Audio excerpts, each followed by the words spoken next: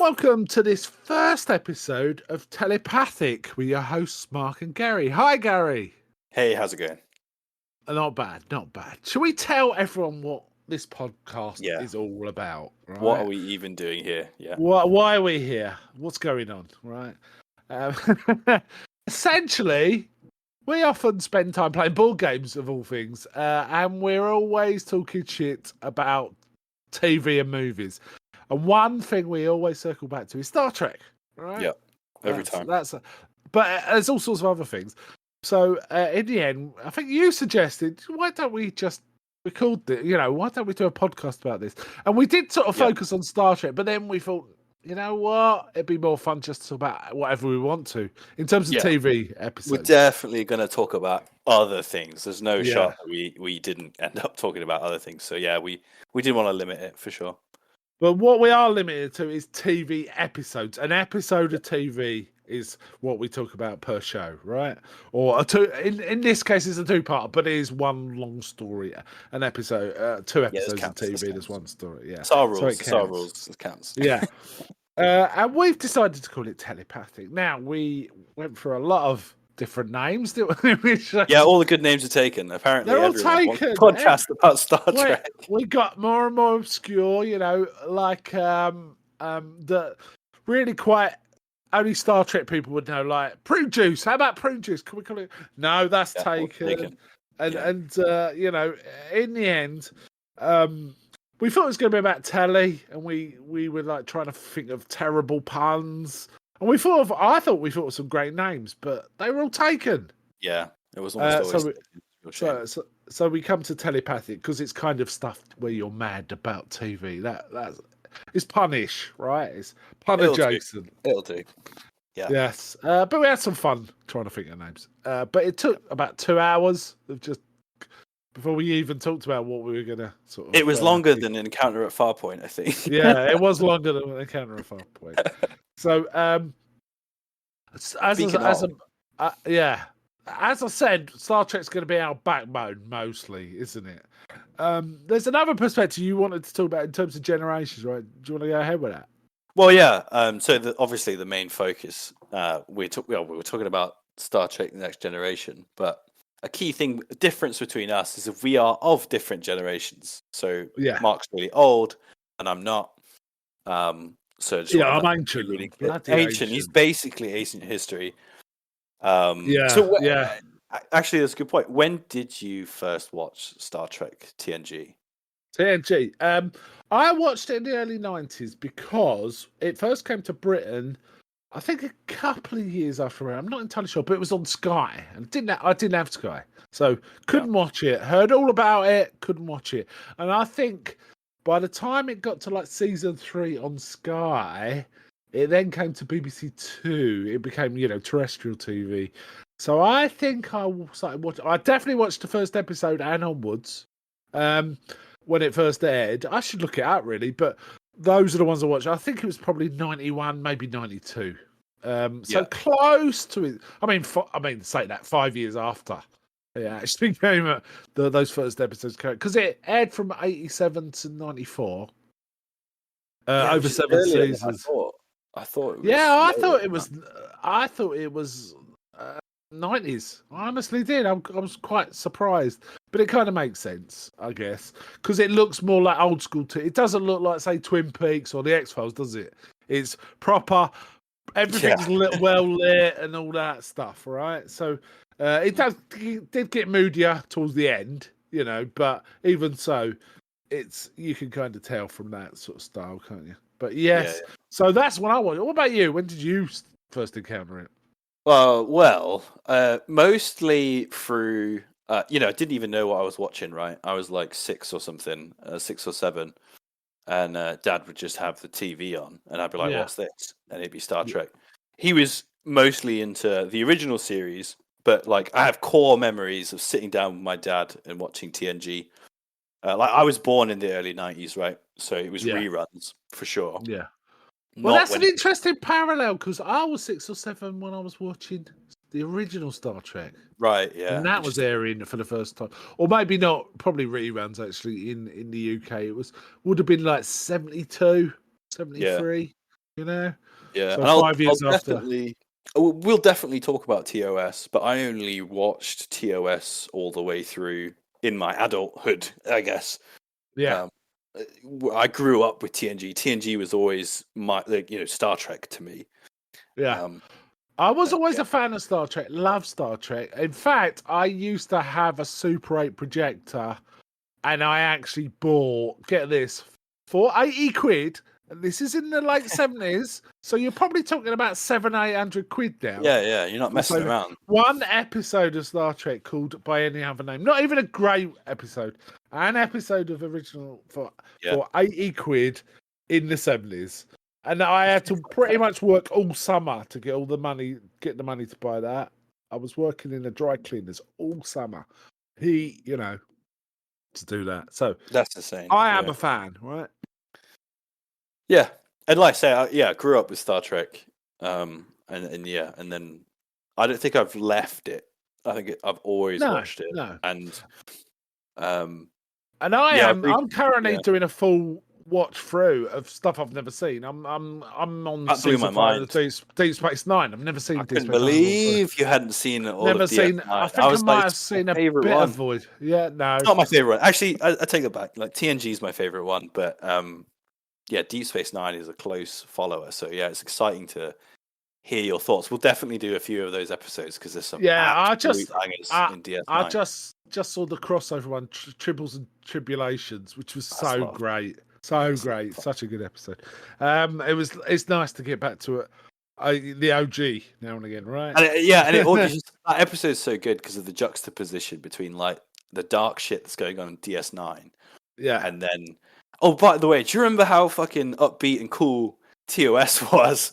It makes you want to watch the original series just watching that episode. Yeah, it's good. It's good stuff. Yeah. Anyway, we're talking about everything but TNG. Let's get to you got some facts. You've got some facts and shit on. I've TNG, got some facts. I'll say facts. I'm reading Wikipedia. Facts. Right. It first aired on September the 28th, 1987. This is in the US, obviously, 87, and ran until May 23rd, 1994, with 178 episodes over 7 seasons. Amazing, because I think the original Star Trek only got to 79 episodes, so it's more than doubled the original.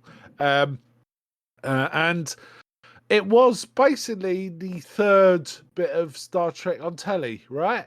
Because we had the original series, then we had the animated series, which is kind of interesting in its own beast, and then we get the Next Generation.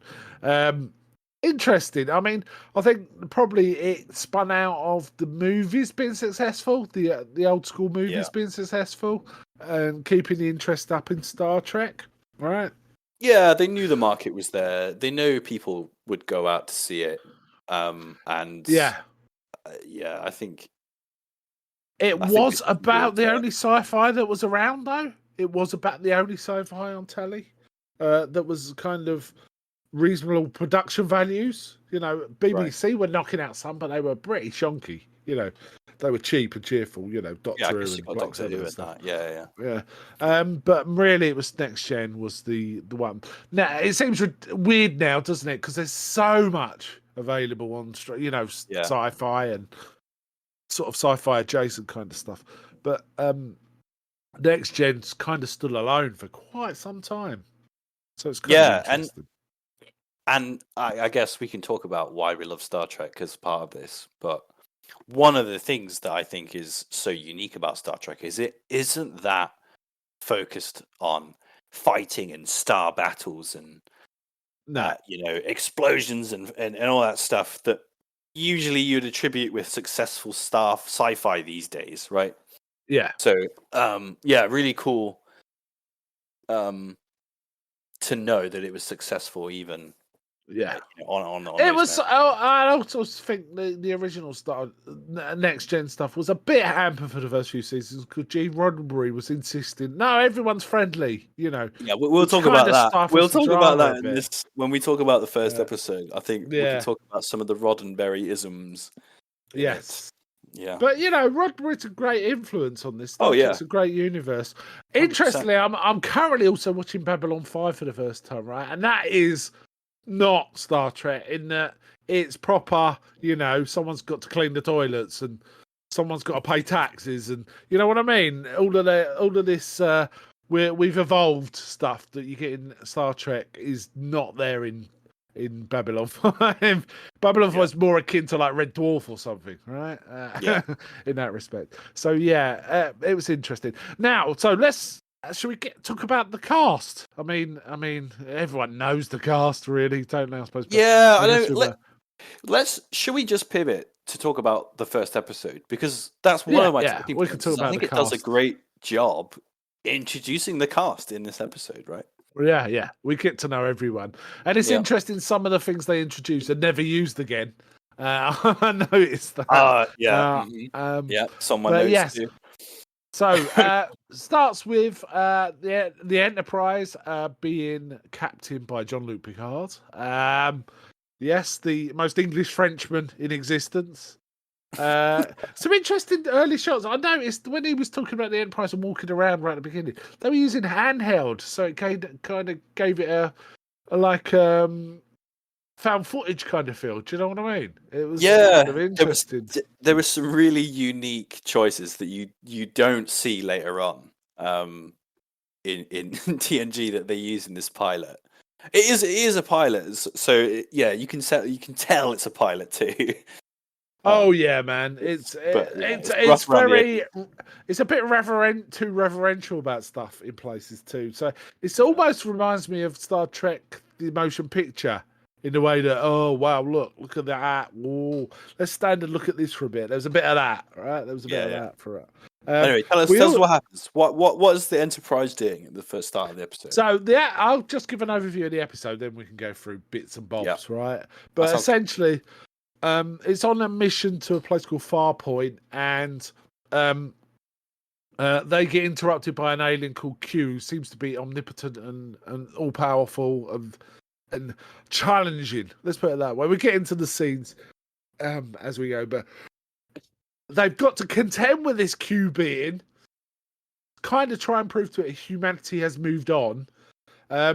While going to this Farpoint and trying to figure out what's going on there, this space station that they kind of want to make a kind of it's an alliance of sorts, isn't it? Because at one point, one of the guys says, "Well, if you're not interested, we could talk to the Ferengi." So we name checking the Ferengi early on, right? That's kind of interesting. Yeah, it's worth saying that Q specifically is saying that we are not evolved enough as beings to go any further in the galaxy.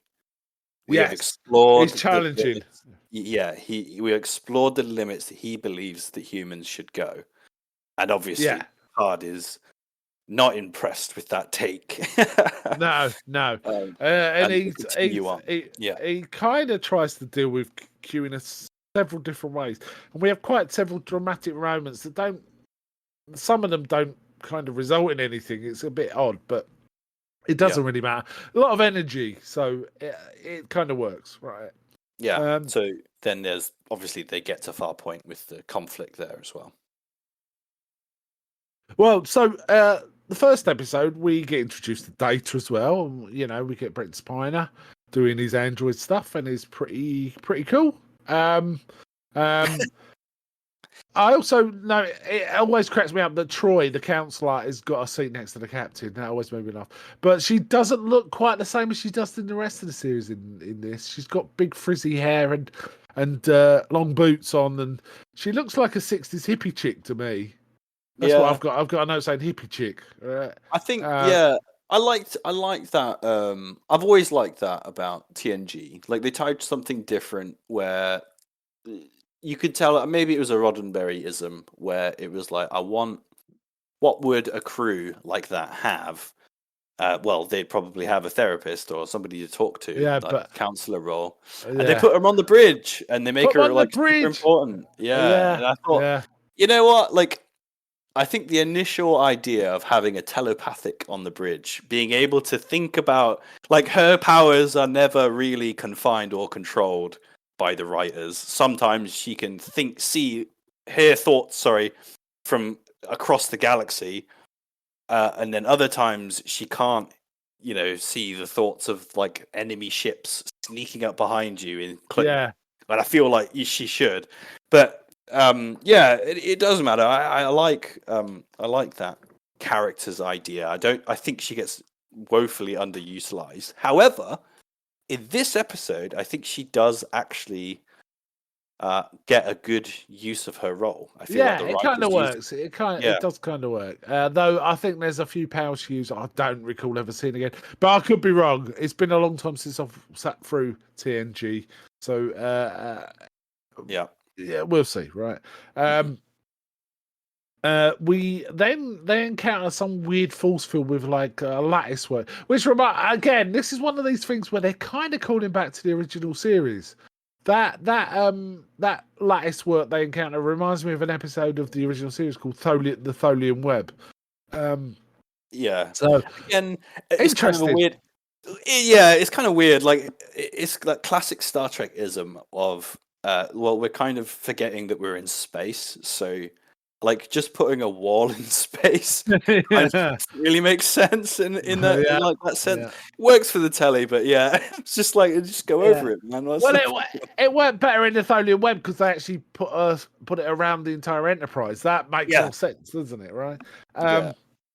And then we get Q turning up in medieval outfits and talking kind of Shakespearean, which makes me laugh a lot. Reminded me very strongly of another character from the original series called the Squire of Gothos, who called Trelane.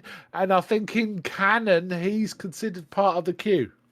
Oh, really? I didn't know that. Somehow. He's in the continuum or whatever they call it. Yeah, again, he talks to them like he's from the 19th century. But then it was, oh, sorry, I've been observing you from afar. And, because of the speed of light, how long did he's seen signals from 200 years before, which is why he was acting like he was. And Q's kind of doing the same, right? But he keeps upgrading his outfit, doesn't he, as we go on? Then we get like a bit of dramatic music, and we get the credits. Finally, we get the credits. The Final Frontier stuff, with Picard doing it, right? Kind of cool. Now, this early CG on this isn't great, but it's okay. It's all right, Yeah. I still like. I mean, I remember it as a kid being amazing. Yeah. Watching it down, my brain does all the work. I'm just like, I see it. It's fine. I got no problem. Yeah, it's fine. Well, the thing is now tellies are so much bigger. So it's like what looked great on a small screen doesn't look great on a big screen unless it's like HD and up state of the art. That's the problem. Yeah. The model stuff, the original series looks better because it's models, right? So that kind of looks better. Mostly models, not quite all of them. There's still models in TNG, right? Yeah. Yeah, and there's some CG in the remastered original series too, so it swings around about. And then we get Q, who's still pissing about, but he keeps turning into different outfits. He becomes a World War II soldier or general or something, doesn't he? Well, yeah. So he's using it, isn't he? He's traipsing through our past. Interestingly enough, like he traipses through like all of the past within like 100 years. Like he goes from like the 1800s, then he like touches on, like you say, the world wars, and then he jumps straight forward to like the what is it, the bioeugenics war, right? Yes, it's basically a soldier powered by drugs. It's kind of and they touch on that more in DS9 actually. Yeah, it gets played back later, but yeah, so he's just like, look, you guys suck. You keep fighting and killing each other, and all your technology improvements have come from that. You don't deserve to go any further. You're still that.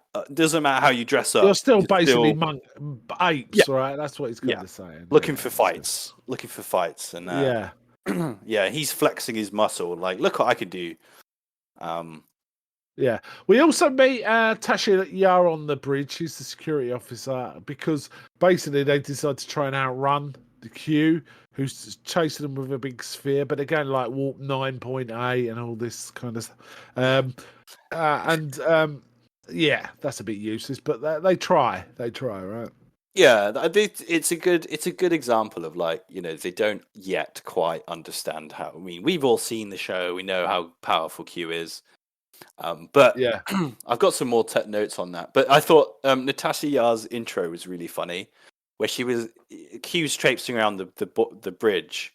He just appeared there, and he's traipsing around the bridge, and he's like, fucking around. He's changing his outfit, and he's making fun of everybody. And yeah. Yar is like, as the security officer, I can't allow this on my bridge. And it's just like, that's the intro, just so everybody knows she's the Yeah, security officer. I thought that was funny. Bit unnecessary. there is a few quite specific exposition dumps throughout. They're a bit clunky on rewatch, but you're going to, yeah, okay. Yeah. So and I was a bit confused here. They decide to try and outrun the queue or get away from the queue. They decide they're going to do a saucer separation. So we Yeah. get quite an extended sequence of Yeah. which was barely ever used again, right? There's a few episodes, I think, but basically it's just they make a lot of the big deal about the saucer separation. Yeah. Like, All the civilians go into the saucer saucer section, and then all of the bridge officers are going into the main section. And yeah, it definitely felt like the writers were like, oh, the bridge can separate. Right, cool. Let's make a really big deal about this. Let's do that. Yeah. Yeah, and it happens. It comes up like once or twice. Yeah. And all it does is create like problems in the writing for later in the series, because they hit problems later on. You're like, why are the civilians still here? Why don't you separate the saucer? Like you always do. And you did, and they just don't. They just ignore that as a thing. For the rest of the series, basically, I think it comes back for like the movie. And then, what my note against the source separation? So I've got two notes, which is this is goofy as fuck, and I also had a note. Music doesn't quite work. The music didn't really suit what was going on. It just seemed like, oh, we've got some music here. We haven't got any, so let's use what we got. It's like that. You get to see the famous dude in the dress though. When he exits, all the pieces, it shows the crew ushering the civilians to the saucer section, and then this guy power walks through the decks in his skirt, and it's amazing. Yeah, which was a bit startling at the time. Obviously now we're used to dudes wearing skirts. Yeah, exactly. And I thought it was worth shouting out that, like, yeah, great stuff. They don't give a shit. There was one other note again. I mentioned about we see things in this we never see again. Troy's actually doing things at a console, like she's got a job. Yeah. That isn't just talking to people or translating emotions, right? Yeah, I don't recall ever seeing that ever again. No. I don't recall the skirts on anyone, the women or the men. After episode 1, I don't remember the skirts coming back. Maybe they do. Yeah. No, there's definitely skirts, because I remember Picard's wearing one in one episode or a few episodes, especially when he's got official duties. Yeah, you're right. So there's a few. It's worth mentioning actually. Like, so when I rewatch TNG, it's got to be said, I mostly rewatch from season 3 onwards. There's a few episodes in 2 and season 1 that I like, and I'll rewatch actively. Yeah. But if I'm doing a whole rewatch through, most of it gets skipped. And well, that ain't about a whole rewatch. What are you talking about? Yeah, well, you know what I mean. And like, I forget things. Like, I completely forgot that Riker wasn't on the ship at the start of the series. He's on Farpoint. Yeah. We're gonna get to him eventually. Well, we're not quite there, but he's coming up. But he's not there. At this point, Q's still with them, right? So they haven't really. It chases him easily. He's like, they're like, oh, we're going at warp 9.6 or something. Nothing can catch us. So they're like, he's going at like warp 9.8, and he'll be with us in 5 minutes. He's ahead of us. Yeah, it was a good moment. Right, there we go. And at this point, we get this dramatic Picard surrendering to Q. which is, hasn't really got much choice, has he? It's an omnipotent being, right? He knows. It didn't even have to say that. At which point he kind of doesn't he? He transports them all to like some 21st century post-atomic war court, where there's a rabble. That's right. The famous Q outfit in his Inquisition outfit, right? Yeah, this is the most memorable bit for me. This is the bit I always remember when I think about Farpoint, and the ending, the very ending. Yeah, I was going to say the jellyfish, right? The space jellyfish is really quite striking as well. But Q's outfit's kind of pimp, it's a pimp. Yeah, pimp. And the crowd's all baying, and I just love the whole court. They're going about the nature of the law back then. Which is they decided to pivot to guilty until found innocent. And I love Q's response. He goes, "You wanna, what sort of justice is that?" And he's saying, "What's the point?"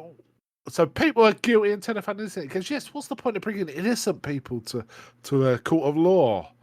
And all this kind of thing. And he keeps threatening with Picard, if you do this, I'll kill you. He keeps icing everyone, right? He keeps icing everyone. That's his thing in this episode, is he sort of Supermans them. He goes, he blows on them and then they freeze and they die.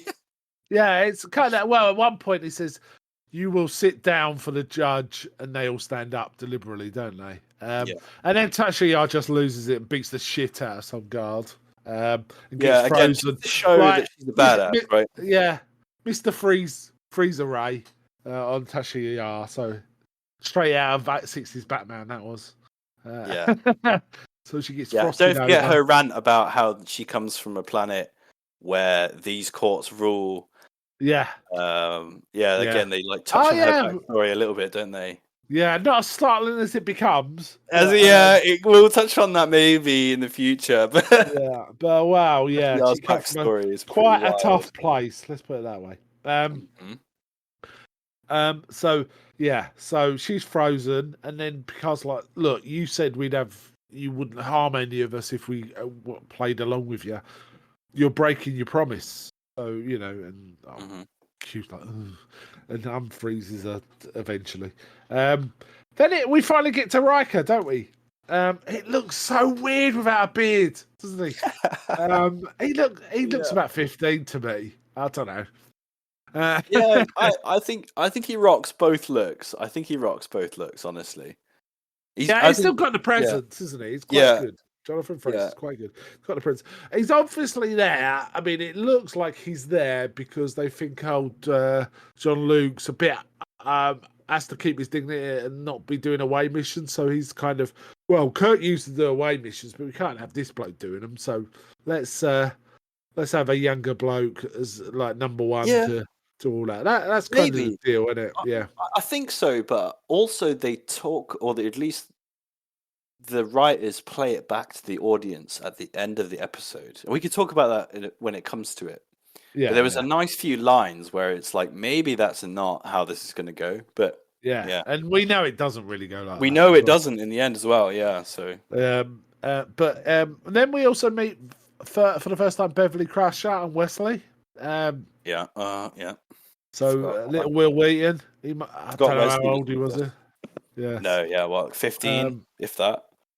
Yeah, and I do like when does Riker go back to the ship and they brief him by putting in front of a telly? It's brutal. Yeah, so Picard says. Weird. Picard says, "Monitor's over there, mate." He goes into his ready room, doesn't he? Doesn't even say. Doesn't shake his hand. Nothing. Yeah, brutal. I've got a note here though. So when Riker does finally come out, I've got a note saying Riker's a boss. Because he don't care, does he? Just he's no sort of simpering kind of toady. He just says, "Yeah, I'm doing this, we're doing that," and Picard's fine with it. I think it's worth saying as well. Like he's part of the reason why the Enterprise is going to Farpoint in the first place. So they do get the. Is it a distress or it's a message from Farpoint in general, right? Like somebody's gone missing or something. Yeah. Come find out. But also, we've got your first officer on Farpoint right now. It's Farpoint Station, so you pick him up. So they've got two reasons to be there, which is good. The Q stuff is just extra. Yeah, I really like the Q stuff in this. I quite like Farpoint as a story. It was a bit more creaky than I remember it, though. I have to say there was quite a lot of creaky exposition and Yeah. Do you remember what's bits. going on Farpoint? What's the mystery on that's happening on Farpoint? Well, What's right? something's happening. I mean, just before we get to that, I'll just finish up. Okay.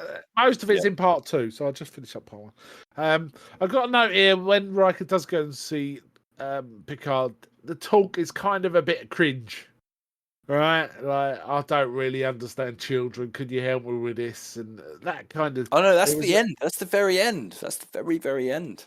No, it's the end of episode 1, yeah, but not the end of episode 2, isn't it?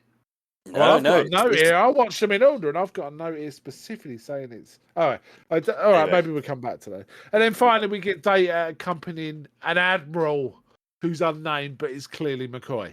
Right? It's clearly McCoy, ancient McCoy. Yeah. Are you a Vulcan boy? I don't...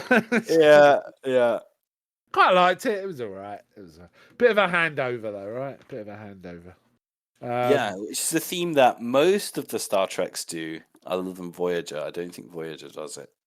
Yeah, I'm trying to think. What are the other? DS9 does it. The only other one I can think of in Next Gen is Scotty. Was there any others? There's one where Scotty and Geordie interact, isn't there? There's definitely one. It's quite a good one as well.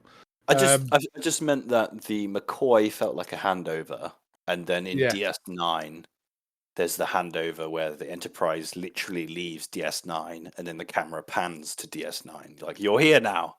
You've left the Enterprise, and now you're here, kind of thing. Yeah. Yeah. I see what you mean. Yeah. See what I mean? Like that handing off of the series to the next series, kind of thing. Yeah. Right. So that's episode 1. Episode 2, we meet another character, Geordie. Right. Geordie's getting his eyes examined by Bev Crusher. Again, all a bit clunky. Oh, I can see in all of these spectrums. And she said, well, if you're suffering with pain, we could do this. He goes, no, that'll remove discipline. He keeps on about how much he's in pain with stuff, which I don't recall ever having again. Nope. That ever being raised ever again.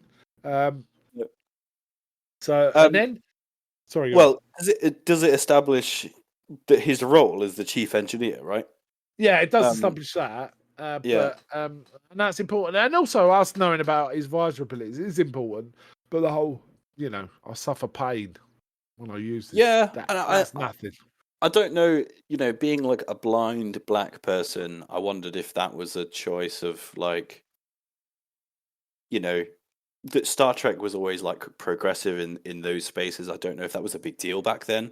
Yeah, it might be. Yeah. I don't really know, to be honest. But yeah, I thought. He's a great casting. He's a great casting. But LeVar is excellent actor. Yeah. Oh, LeVar Burton. What am I saying? I'm saying it the wrong way around. LeVar Burton. Yeah. I'm always pleased to see him in stuff. And then we get a bit where Riker and Troy meet, and they obviously know each other. And we actually literally get her putting thoughts into his head, like talking to him about. Which did she ever do anyway? She does with her mum. I know that, but I don't recall. She does do it with Riker. She does do it with Riker, but it's few and far between. And again, it doesn't really get played back until. I mean, they did it in the Picard series, right? Oh wow! I'd forgotten that. Yeah, they did that in season 3, which was cool. There was a lot of cool callbacks in that series, the nostalgia series. Yeah. I do like the fact that obviously Troy and Riker are giving it all that to each other, and Picard's like, "Do you know each other?" Yeah, and then he's like, "Yes, we do." He's like, "Oh, great," and then he walks away straight away. It made me laugh. It was like, their eye contact was mental. In front of Picard, right? They clearly were just. It was almost like they were trying to stare each other out. Levels of eye contact. Yeah, it wasn't like, are they going to beat each other up or are they going to kiss? Like, yeah. But this is where they get to Farpoint and Troy starts detecting, there's a pain and a sense of loneliness and stuff like that. She knows something's not quite groovy because it doesn't match up with what the indigenous. Are they indigenous? I guess they're not. The people who are on Farpoint that run The it. But the They're, bandy, isn't it, or the bondy or something like that? yeah, Isn't it? they're able to sort of materialize anything you could want, right? So they're all very happy. They're all very like serving, and Yeah. everybody's chill. So what she's sensing makes no sense for the environment they're in, right? Which is an interesting mystery, Yeah. like what's Yeah. going on here, kind of thing. You know what? I just realised I skipped something that was really goofy in the first episode because it was goofy and didn't go anywhere, which was Riker has to manually re-engage the saucer. Yeah, like a little test that Picard gives him. Oh, are you certified to manually reattach the saucer section? Because Yeah. obviously, yeah, the Enterprise shows up at Farpoint separated, and they're rendezvousing back Yeah, at Farpoint stupid, isn't it? separated. It Yeah, and is they're like, proper "Oh yeah, stupid. can you just put the shit back together, please, mate?" How does that saucer get there, right? I mean, it's got no engine, right? Or not much of one. Anyway, Anyway, I should mention we get Chief O'Brien, don't we? oh yeah, he's on the con. Yeah, he's on the con. Yeah.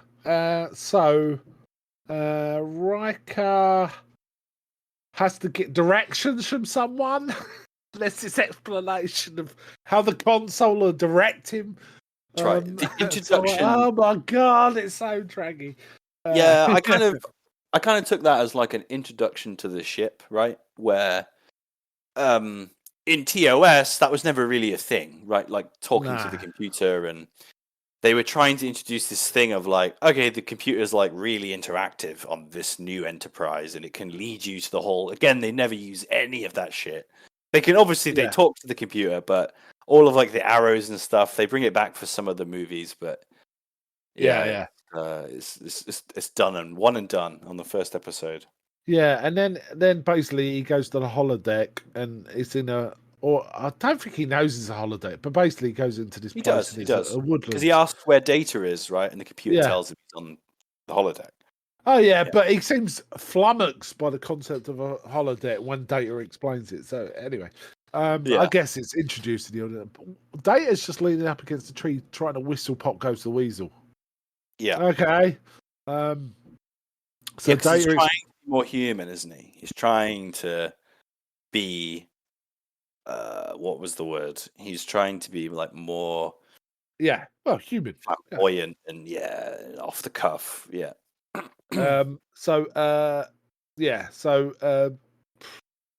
Data explains the holodeck and like Riker's a bit weirded out, like he's not seen one. I think it's and they kind of play that off like the holodeck it's really advanced on the Enterprise. It's like is that what it's way better than like say Quark's holodeck in Quark's bar.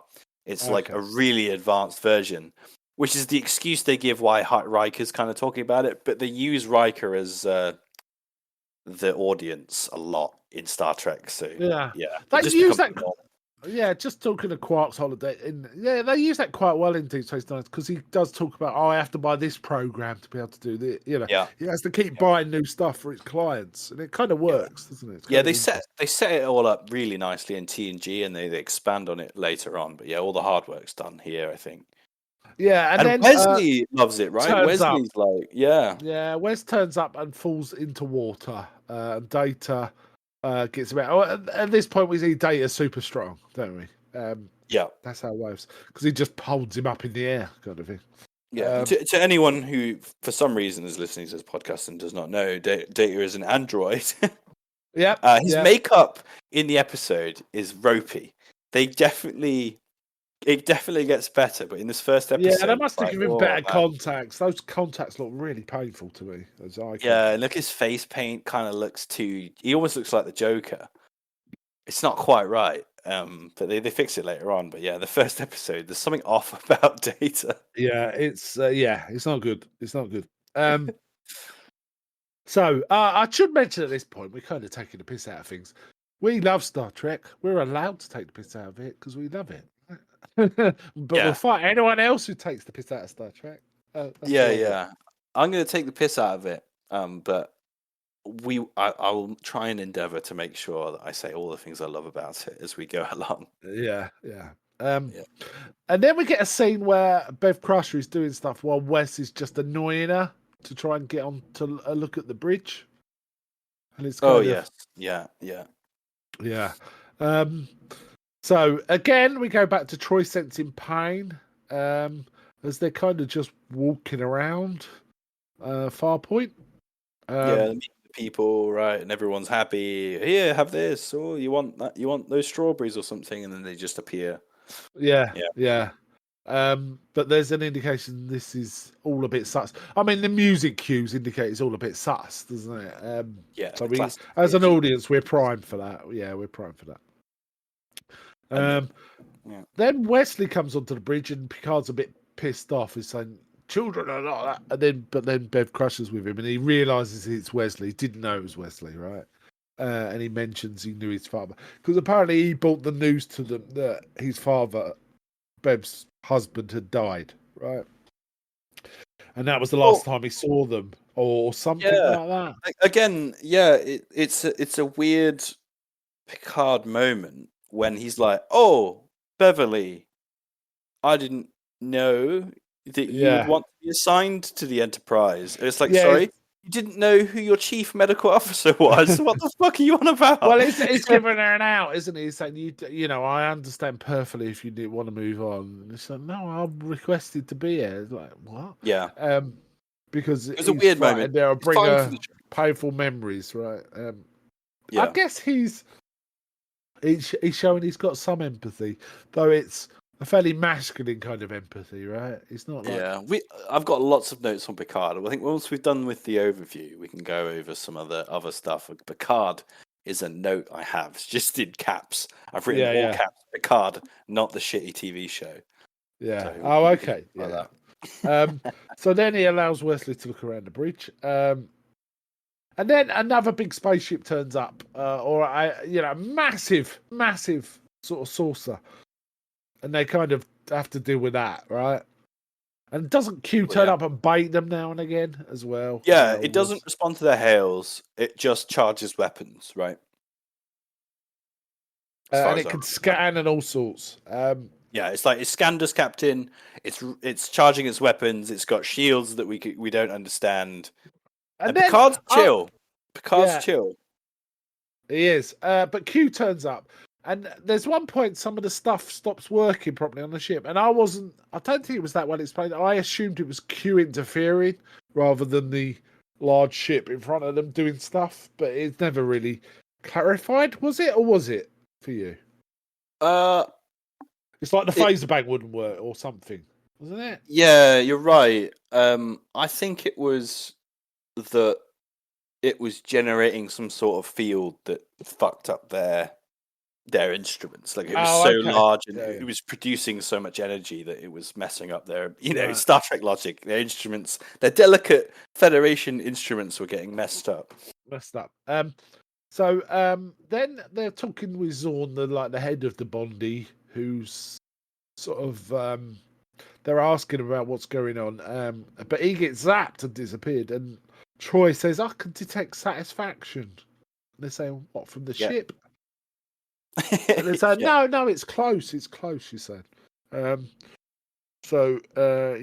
So what Well, else? hang on. I think you skipped a bit here because, Oh, did I? Okay. yeah, I think that they've been talking to Zorn, and they're like, what's going on? He's like, there's nothing going on. There's nothing going on.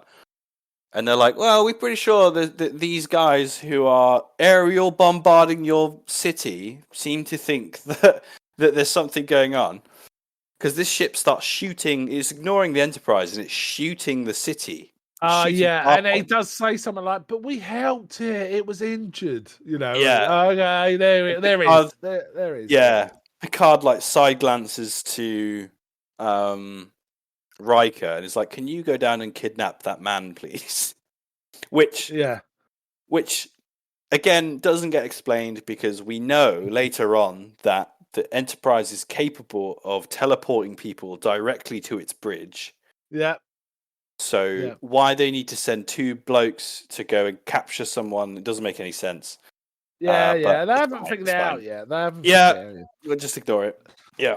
I did like there was one line that did make me laugh where basically and I was confused here. Were they on? I think they were on a spaceship at this point. Where Data's there and Riker's there and stuff like that, just wandering around talking about stuff. And at one point, Data actually says, "Sorry, sir, I seem to be commenting on everything." That just made me laugh because it's like they're acknowledging they're doing exposition dumps, right? Pretty much. Yeah. So writer's clever little trick to sort of acknowledge the exposition dumps going on. Yeah. But they do find Zorn in a pain amplifier or something, don't they? Yeah. He's been teleported onto the alien ship. And tortured. He's in like a torture chamber. Yeah. And they realise the ship is a big alien and it's not just a ship, right? And Q's meanwhile, fire on him, fire and all this kind of stuff. Yeah, he's sitting behind like Darth Sidious, like fire the photon torpedoes. Yeah, and everyone's like, no, man, I don't think we're gonna do that. Yeah. Yeah. And Picard's already got understood his spiel now, right? So it's like, yeah, we're not doing that. Yeah, he figures it out, yeah. And they realise there's a big alien and they realise what they've got to do and what's going on. So they basically disrupt the Earth somehow and let the other jellyfish out. And who is the entire Farpoint station. And 2 jellyfish meet and mates. Yeah, it's revealed that these aliens change energy into matter, right? And so the Zorn and his alien buddies have been using its power to build Farpoint Station and give them whatever they want, like these strawberries and all this. It's all just stuff made by this alien. And so he was trying to keep it under wraps. He's like, no, it's fine, it's happy. But it's like, no, brother. That's like somebody's wife or whatever. Yeah. Yeah. They're basically torturing the thing, right? And chained up. It's chained up. Yeah, it's chained up. But it's out now. And that's kind of satisfies Q enough for him to just, okay. But he says, I'm going to be keeping an eye on you. So we know that Q's going to be coming back and being annoying. But it starts this very long relationship of Q being kind of fascinated by the Enterprise, doesn't it? So I want to talk about Q a little bit more. Yeah. So this is the first time we've seen Q, right? And in this episode, he comes across as quite threatening and dangerous, and very dangerous. Like he's like, holy shit! Like he can kill people whenever he wants. He teleports us to seemingly impossible scenarios. He's quicker than we are. He's seen as a real big threat. And obviously later on, we learn that Q's actually a bit of a loser, right? He wastes his time essentially messing around in humans' lives, and not only that, but a very specific group of human lives. And when you think about an omnipotent being, that's pretty much the most loser activity. It's a troll. It's basically a troll, isn't it? Yeah, but and obviously later on that gets revealed. The rest of the continuum kind of treat him like a joke, and it works. Yeah, they're a bit more mature. One thing I will say is I think the specific turning point of this episode, when it comes to Q, is the bit where Picard turns to Q and says, I've got people down there, Q, can you help me? And at that point, he kind of softens. That's when he changes, right? And he's going to, I want to keep an eye on, these people interest me. Because they're paying him attention and giving him respect, right? Again, like an internet troll kind of thing. Yeah. He's a galactic troll. do you know the actor's name? I don't know the actor's name. But kudos to him, man. He's so good, and he's good throughout the entirety of the series. Yeah, he's very good. He's he's kind of significant in. I know it's going to sound weird, but My Little Pony. Oh really? I think he does voices for that, and he does conventions for that and stuff like that. But yeah, I didn't know that. Yeah, but he's really good. He's really good. He's fantastic. Got great charisma and presence, and as the Q, he works really well. So. Yeah, because he's got that face. It's hard to read him. You're like, is he angry? Yeah. Does he mean what he's saying? He's got that perfect and that sarcastic voice as well. Yeah, great. It's excellent. I mean, to me, the two great things that came out of Next Generation in terms of Star Trek lore, well, three probably: Data, Q, and Borg. The Borg. Those, there's others. The Ferengi are kind of interesting and stuff like that. But Q's a big deal. In the Star Trek and that's what I mean. Like at the end of episode 1 and I guess 2, if you count them as, but at the end of Farpoint, you're like, oh god, oh no, when Q shows up next, it's going to be pretty scary. But then later on, actually, you realise it's not that big a deal. Actually, but having said that, there is at least one Q episode where it is shit your pants scary and awesome. Oh yeah, yes. We can talk about that yes, we will get to that. But at this point, Q is still a threat, is what I was trying to get to. He becomes a joke, definitely. But he is not a joke at this point in the story. It's almost like the Daleks in Doctor Who, right? They were like terrifying, but then when you keep beating them or encountering them over and over again, they get less and less scary, more comedy almost. Yeah, because it becomes trivialized, kind of thing. But yeah, so that's pretty much the summary, isn't it? Yeah. So I mean, we love Star Trek, so we'll be talking about all sorts, and I suspect we'll be talking about Star Trek for the first, I don't know, several episodes of this. Yeah. But at some point, we'll probably get bored of that and go off and talk about something else.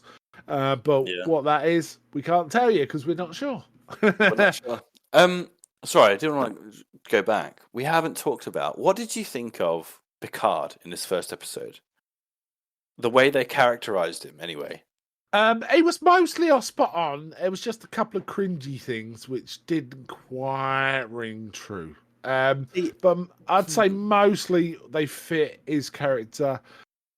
He's almost perfectly formed as a character, and it's consistent.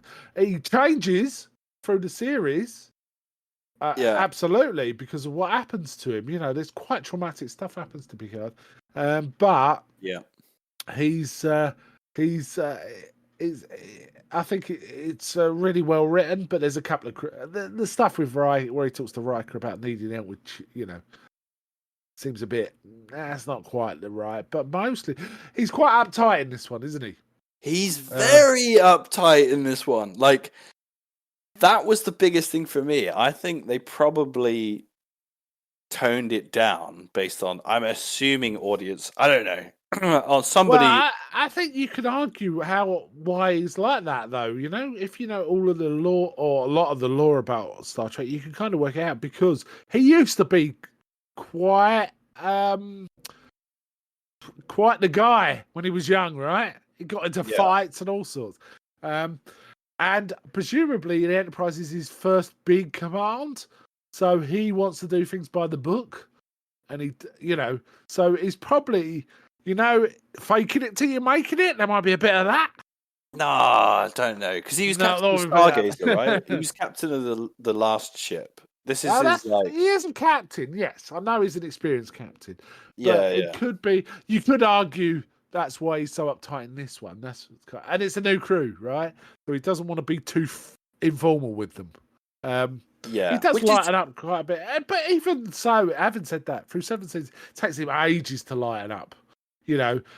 What is it? Right late in season 6 when he goes and just plays poker with them, for example.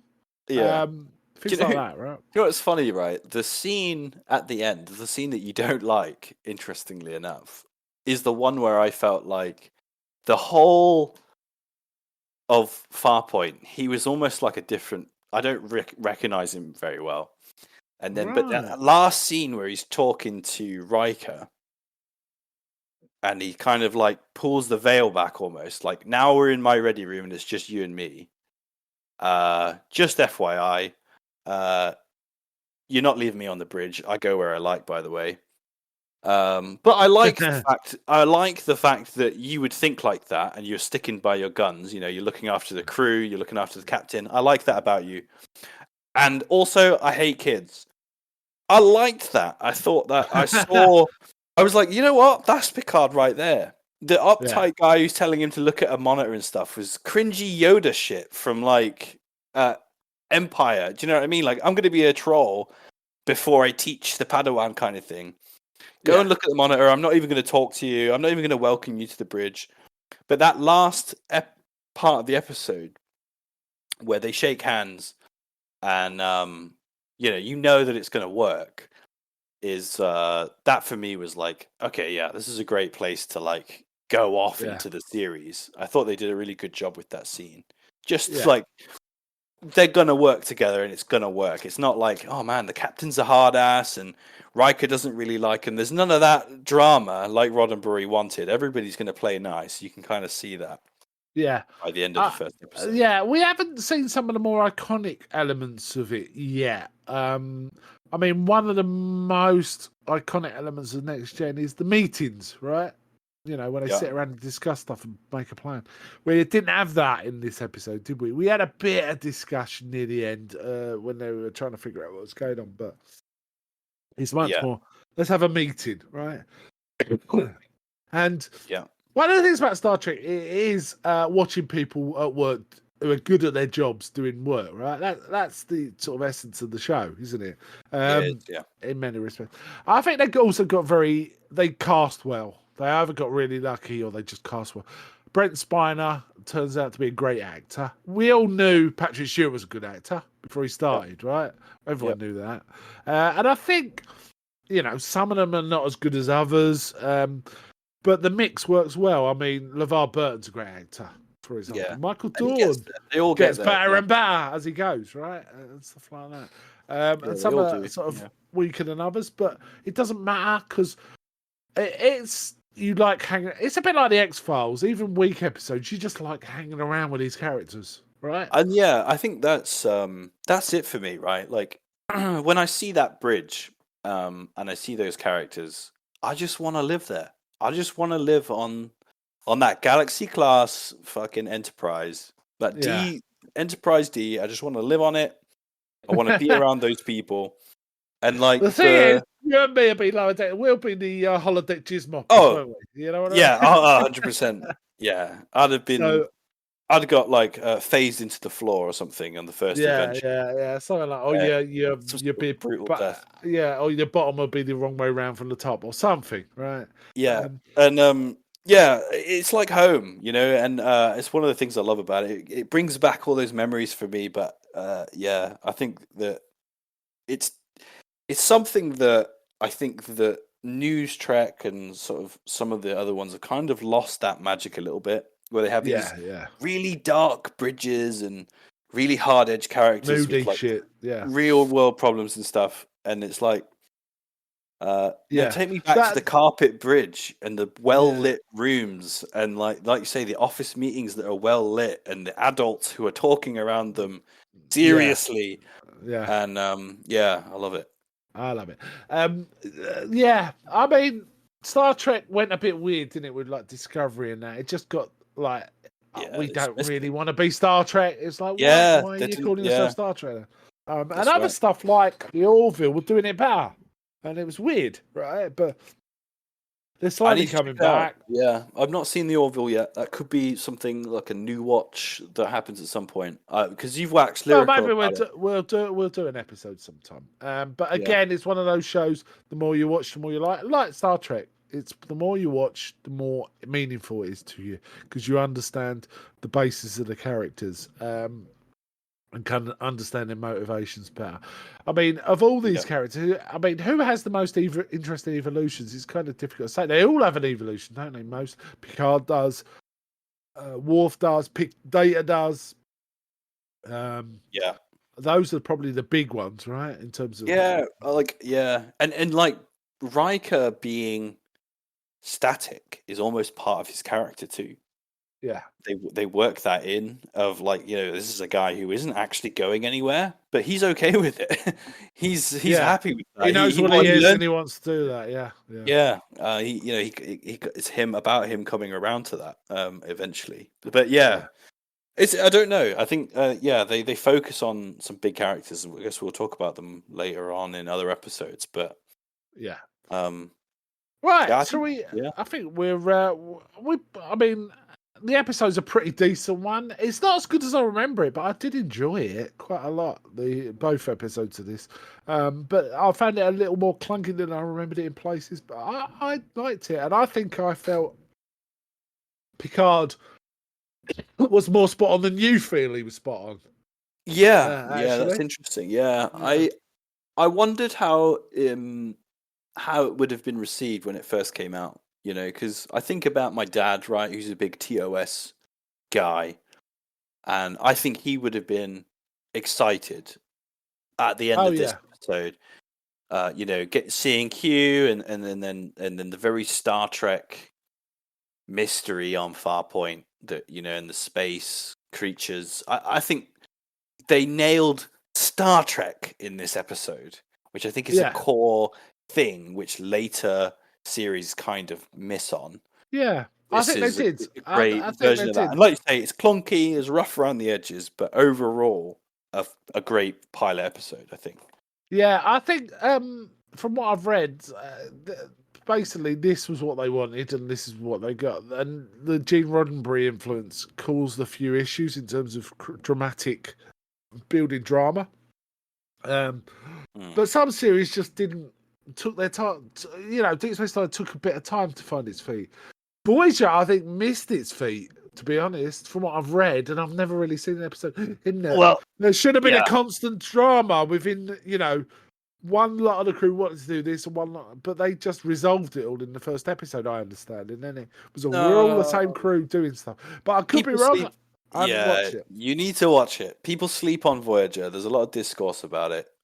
People sleep on it. People want it to be Battlestar Galactica, right? Which is what some of the writers wanted to. And then they went off and made Battlestar Galactica, right? Yeah, exactly. And that's fine. But I love Voyager, and I think you will too. Don't listen to the haters. Is all I'll say. Okay, all right. Well, we can certainly dip into it, but I have to watch all. There's a lot to go through, man. You got 2.5 more seasons of Deep Space Nine before I start Voyager, so and, not quite there yet. That's the best thing about old Trek is that there's loads of it. So I don't care that the new Trek stuff is rubbish. I can always dip into whatever series I like, and there's loads to enjoy. Yeah. So is Next Gen your favourite one, or I think it is. Yeah, it's the thing that's closest to my heart, right? Like I can put on any episode, even if it's the shit ones. I know there's loads of shit ones. I can laugh at the bad ones.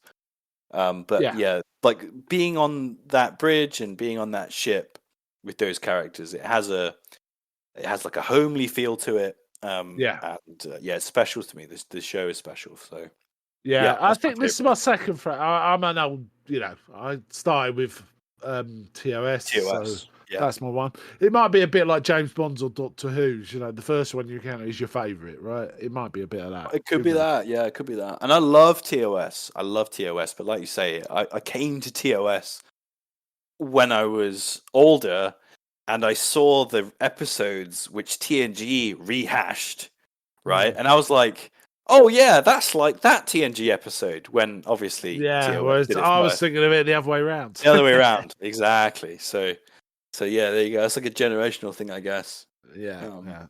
Okay, I think we can wind that one up there. That's our first episode. So we'll in very soon we'll be bringing you another one, and which will probably almost certainly be Star Trek of some sort. Probably Next Gen, to be honest, right? Yeah, I mean, I've got a lot of things I want to talk about with Next Gen, and if for somehow you're listening to this, whoever you are, thank you for listening to our random rant. Incredible that anyone's made it this far. Yes. I hope you enjoyed it anyway. Yeah.